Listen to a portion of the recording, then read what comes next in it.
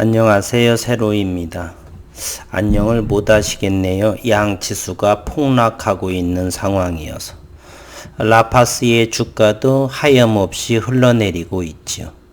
여기에서 반등의 기미를 보이고 3분기 말과 4분기 초에 다시금 진행하고자 했더니 웬걸 미증시에 3% 4%의 폭락 지금 시작이 된 것 같은데 다시 나스닥은 마이너스 155포인트 현재 시간 한국으로 10시 2분인데요.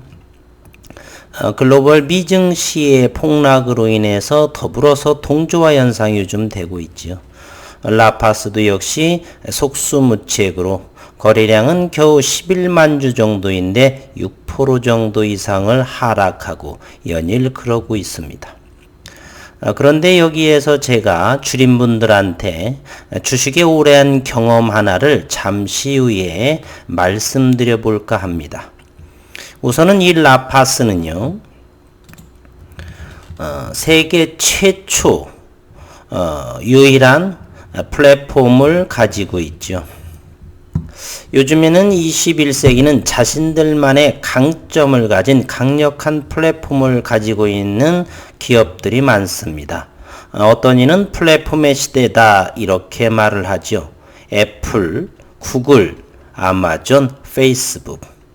이렇듯 자신들만의 고유한 그리고 강점을 가진 플랫폼을 보유하고 있는데 라파스 역시 그렇습니다. 라파스는 신약을 개발하는 업체는 아닙니다.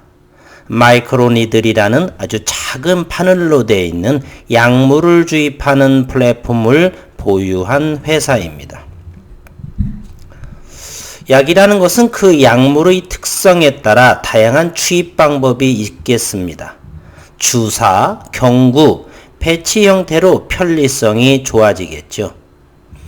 주사는 아프고 전문가가 투약을 해줘야 하는 거고, 경구용은 매일 챙겨 먹어야 하는 번거로움과 한 번에 많은 약을 먹어야 하는 노인들은, 중증 환자들 이런 분들은 약 먹는 것도 고역인 겁니다.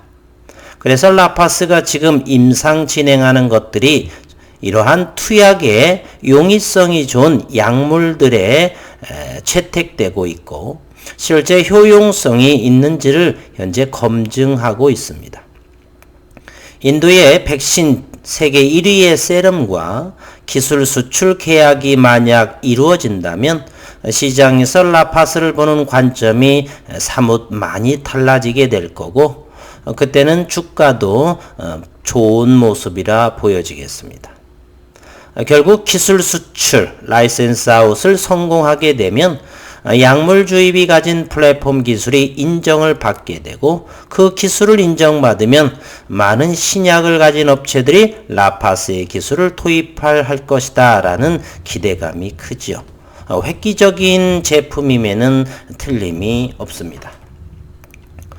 라파스는 하반기에 신제품 출시 계획을 앞두고 있고요. 2020년 4분기 중에 약물 흡수 유도기가 국내 상위 제약사들을 통해서 신규로 출시될 예정에 있습니다. 3분기 중에 주름 개선 등의 화장품 신제품도 출시가 진행될 전망이고요. 일주일밖에 이제는 안 남았고요. 라파스는 매출 증가세가 지속되면서 단기 순이익이 흑자로 들어섰고 국내외 미국, 일본 등지에서 용해성 마이크로어레이 기술을 이용한 화장품과 의약품 패치 등의 판매 호조로 전년 대비 매출 증가세가 뚜렷하다는 입장이고요. 이와 같은 기술적인 부분 그리고 제품적인 부분 이런 것이 괜찮아 보입니다. 하지만 글로벌 장세로 인해서 최근 저점들을 자꾸 깨고 있고요. 투매 그리고 손절 처리하는 매매가 이루어지고 있습니다. 세계 유일의 최고 마이크로니들 플랫폼을 구축했다. 세계 인류 상품 위에 선정되어 있고 된 기술은 33년까지 특허권을 가지고 있고 마이크로니들 제조 관련 미국, 유럽 특허 취득을 이미 7월에 완료한 상태입니다. 기업적인 내용은 이와 같이 괜찮습니다. 기술적인 부분에 대해서 제가 주린분들한테 하나의 경험담을 말씀드리겠습니다. 모든 주식에는 주인이 있습니다. 삼성전자 역시 주인이 있습니다. 삼성전자는 외국인이 최고의 주인장 역할을 합니다. 현재 56%의 보유율, 삼성전자의 우선주는 90, 80%에 육박하는, 한번 보여드릴까요? 삼성전자의 우선주를 보게 되면 어느 정도의 지분이 있느냐?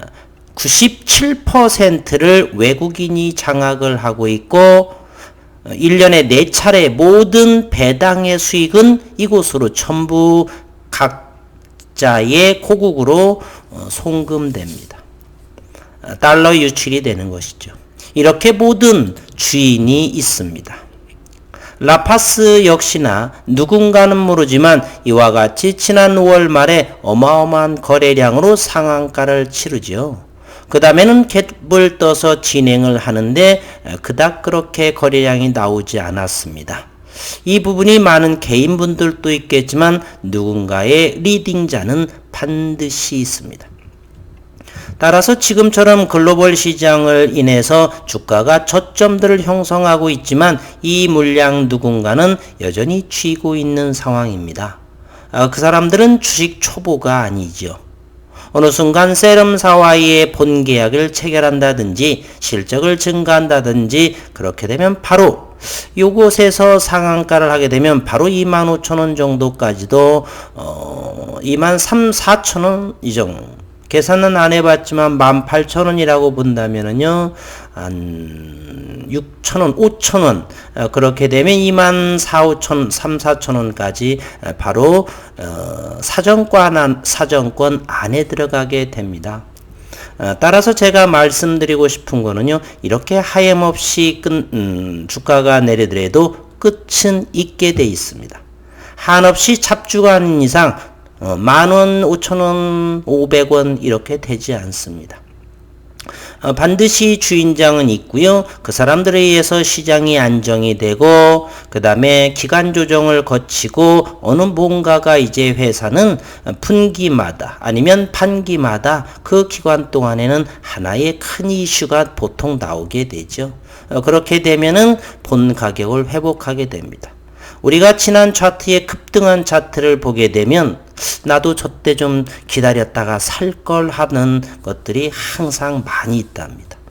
기업의 가치가 이렇게 훼손되지 않고 내 계좌에 마이너스 30%, 마이너스 40%, 그러면 먼저 회사를 통화해 보기도 하고요. 그리고 이 기업을 다시 한번 재검토해 보는 것입니다. 그래서 가치 훼손이 아직은 없다. 그러면 왜 주가가 밀리는가? 이것만 밀렸나? 다른 아미코젠 같은 것도 11%, 그 다음에 삼성전자도 밀리고 삼성 바이오로직스도 밀리고 이것만 밀리는 것이 아니구나 이런 생각을 가지시고요. 좀 더 급전이나 빚투자가 아니라고 한다면 잠시 본업에 충실하면서 기다리는 것도, 또한 어느 정도 더 하락할 것 같다라고 한다면 비중의 일부를 줄여서 저점에 다시 사야겠다. 여러 가지 방법은 있지만 일단 매도를 하고 이 종목을 다시 쳐다보지 않는다면 손실로 확정이 되는 것입니다. 매도를 하고 다시 재매수를 하지 않는다든지 아니면 매도를 하지 않고 보유만 한다든지 그러면 손실은 확정된 것이 아직 아니라는 사실입니다. 거듭 다시 한번 말씀드릴게요. 이 영상 다음에 다른 종목을 할 때에도 같은 내용을 할 것입니다. 모든 주식에는 주인장, 리딩자가 있다라는 사실입니다. 오늘 많이 최근 들어서 힘든 장의 연속이 있죠. 불확실성이죠. 코로나의 지속 여부, 그리고 그에 해당하는 각 나라별의 어떤 부양책들, 주가 부양이든 경제 부양이든 이러한 책들이 불확실성한 그러한 상황에서 증시에서의 불확실성은 대단히 악재에 해당하죠. 금리는 초저금리인데 어떠한 방향성 있는 정책이라든지 이런 부분이 없기 때문에 지속적으로 주가 지수는 내려간다. 이런 정도로만 말씀드려 보겠습니다. 모쪼록 잘 견디시고 해서 급전 투자가 아니고 피투자만 아니시라고 한다면 조금 더 지켜보시는 것도 저의 경우는 그냥 홀딩입니다. 겨우 영상을 라파스에 시작한 지도 이제 3개월 반 정도요. 상당한 손실이지만 잘 견디고 있습니다. 힘내시고 다시 한번 마음가짐을 가지시는 것도 좋은 방법이다라고 생각을 합니다. 오늘 또 수고 많으셨습니다.